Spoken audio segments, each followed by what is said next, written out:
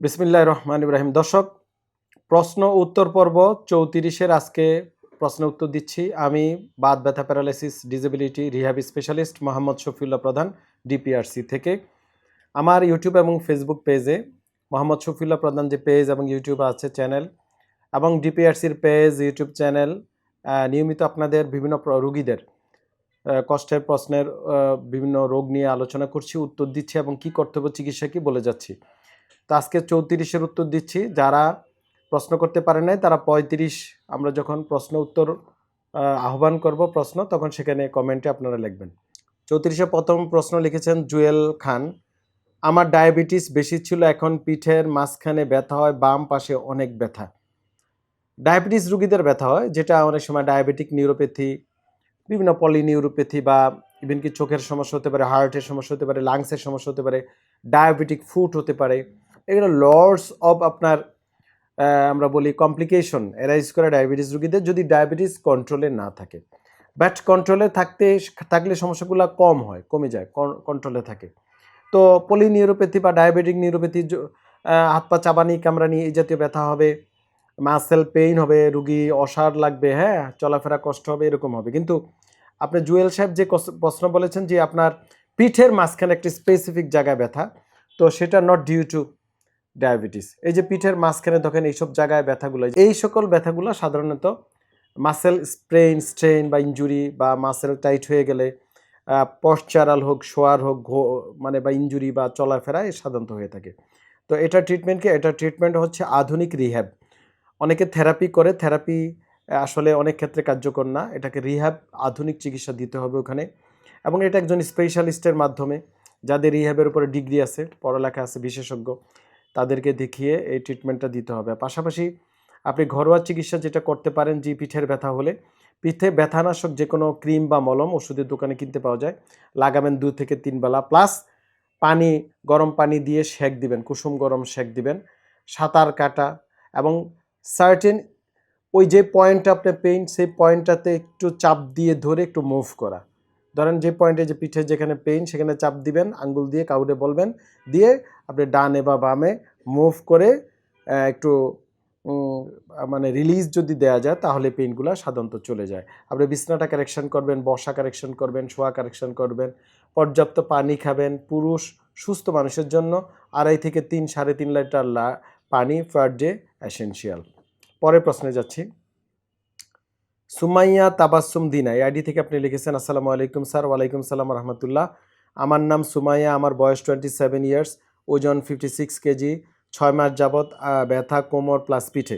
Doctor দেখিয়েছি, x-ray MRI করেছি, রক্ত পরীক্ষা করেছি, ইউরিক অ্যাসিড 7.3, হ্যাঁ একটু বেশি, মহিলাদের জন্য এটা বেশি। ভিটামিন D2 and T1 একটু কম আছে, 2টা লেভেল আপনার। এক্সরে এমআরআই রিপোর্ট দেখে ডাক্তার সাহেব বলেছে কোনো সমস্যা নেই, ওষুধ দিয়েছে, খাচ্ছি, ব্যথা কমছে না। এখন আমি কি করব বা কি থেকে মুক্তি পাবো? ওকে, আপনার যেহেতু ইউরিক অ্যাসিডটা বেশি, তো ওই ইউরিক অ্যাসিড ব্যথা মানে পেইন থেকে শুধু যে কোমর ব্যথা হবে, নো, ইউরিক অ্যাসিড পেইন থেকে ওভারঅল পেইন হয় বডিতে, প্লাস পায়ের গোড়ালি, হাঁটু, এইসব জায়গায় পায়ের পাতা ফুলে যেতে পারে, সেটা হয়।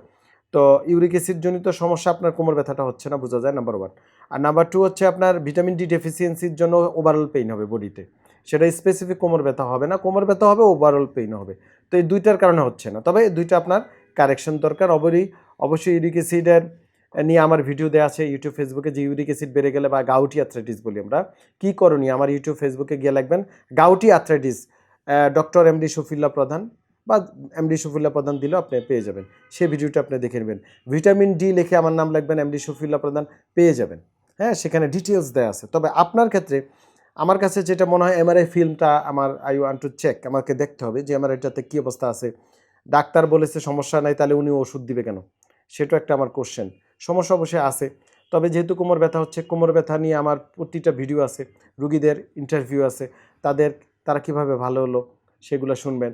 আমি বিভিন্ন এক্সারসাইজ, নিয়মকানুন বা আর্গোনমিক্স বা অনেক ভিডিও দেওয়া আছে, দেখবেন, লিখবেন কোমর ব্যথা মোহাম্মদ শফিউল্লাহ প্রধান দিলে অনেক ভিডিও পেয়ে যাবেন, লটস অফ ডাটা আছে।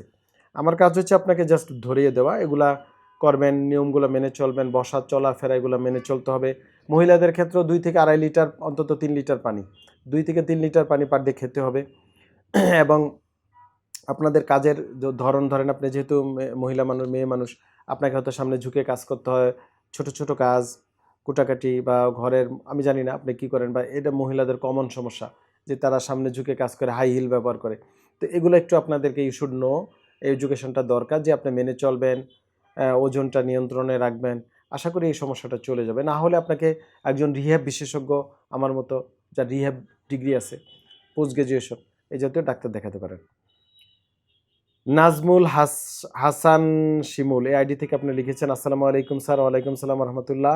আমার বয়স 24 বছর, উচ্চতা 5 ফিট 6 ইঞ্চি, আমার ওজন 75 কেজি। সমস্যা হলো আমার ওজন ঠিক আছে, কিন্তু আছে নাকি, কতটুকু ওজন থাকলে পারফেক্ট হবে, ওজন কিভাবে কমাবো? গুড।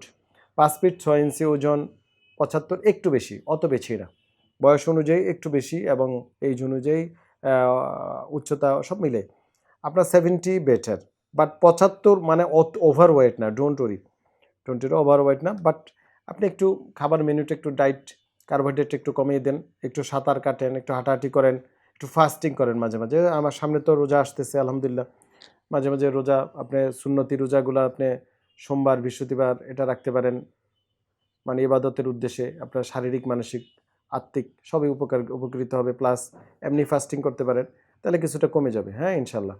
আর প্রতিবার খাবার খাওয়ার আগে, খাবার খাওয়ার দ্য টাইম অফ খেতে যখন বসবেন তখন অন্তত 1 গ্লাস পানি খেয়ে নেবেন, তাহলে খাবারের টেন্ডেন্সিটা কমে যাবে, ওজন কমে যাবে। পরশ পরশ ইসলাম এআইডি থেকে আপনি লিখছেন, আপনারা কি মায়োপ্যাথি ডিজঅর্ডার রোগের চিকিৎসা করেন? জি ইনশাল্লাহ আলহামদুলিল্লাহ। এটা একটা জেনেটিক্যাল ডিজিজ এবং খুবই রেয়ার ডিজিজ, বাট কমন, বাংলাদেশে প্রায় আমরা পাই, এবং এটা treatment rehab rehab rehab.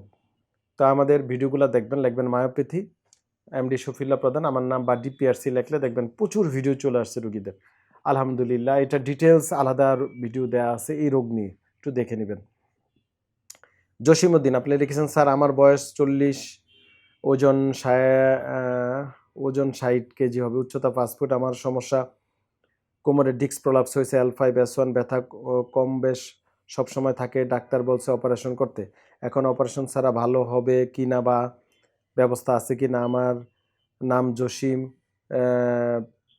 Feni জেলা থেকে আপনি লেখছেন, আগে নাম লিখতে ভুলে গেছি স্যার। আচ্ছা বুঝছি, সমস্যা নাই, নাম না লেখছেন, জসিম তো আপনার আইডি, ঠিক না, এটা বড় সমস্যা না। আচ্ছা যাক, L5S1টা আমি একটু দেখাই আপনাদেরকে।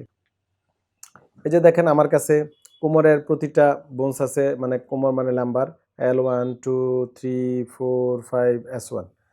তো L5 এবং S1 এর মাঝখানে যে ডিস্কটা, এটা আপনার PLID হয়েছে, মানে ডিস্ক প্রলাপস হয়েছে, এরকম বেড়ে গেছে, বেড়ে গিয়ে স্পাইনাল কর্ডে চাপ দিয়ে আছে।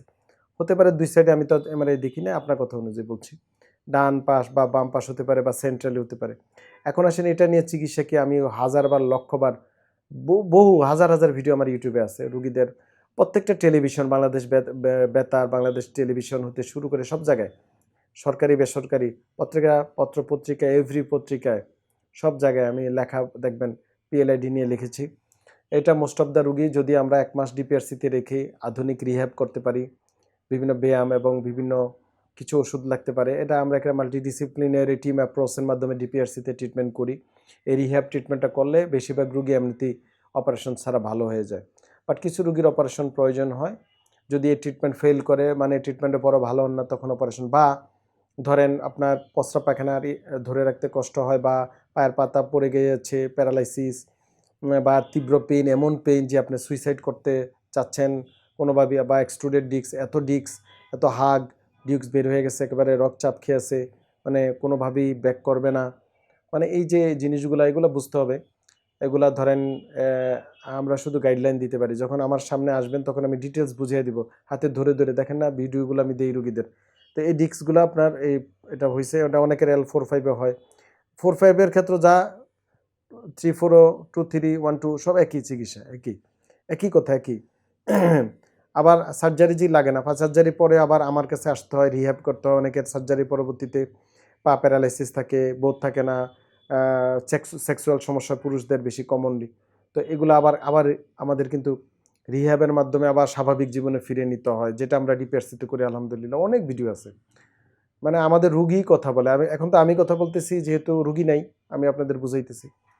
তো আলহামদুলিল্লাহ। তারপরে অ্যাড হয়েছে শাহিন সুলতানা কলি। আপনি লিখেছেন, স্যার আমার ঘাড় ও কোমরের ডিস্ক সমস্যা, থেরাপি দিচ্ছি, মেডিসিন খাইছি, এখন ব্যথা কিছু কম, কিন্তু আগের মতো কাজ চলাফেরা করতে কষ্ট হয়, কীভাবে হবে? ভাই আমি একটা বলি, কলি আপনাকে কিন্তু কমপ্লিট ট্রিটমেন্ট করতে হবে। আপনাদের এই একটা সমস্যা, আপনারা দু একদিন ওষুধ খেলে একটু আরাম লাগে, আবার আগের মতো চলেন, আবার বিভিন্ন জায়গায় একটু হিট টিট দেন, একটু ডলাডলি টিপাটিপি করেন, একটু ভাল লাগে। হ্যাঁ, তো এটা তো মেসেজ পার্লার গেলে একটু টিপ দিলে ভাল লাগে, বা মহিলারা বিভিন্ন বিউটি পার্লার গিয়ে একটু করায়, মেসেজ করায়, ঠিক না? বা সোনা স্টিম বাদ বা বিভিন্ন মেসেজ আরও ইয়া আছে, যেখানে বিভিন্ন টিপাটিপি ডলাডলি, বা বাসায় দেখবেন বাচ্চারা একটু ডলাডলি করলে ভালো লাগে, এটি স্বাভাবিক। কিন্তু এটা তো ভাই ট্রিটমেন্ট না, এটা তো থেরাপি না। এটার থেরাপি বলেন, এটার এই থেরাপিও থেরাপি না, এর থেরাপি কোনো চিকিৎসা না।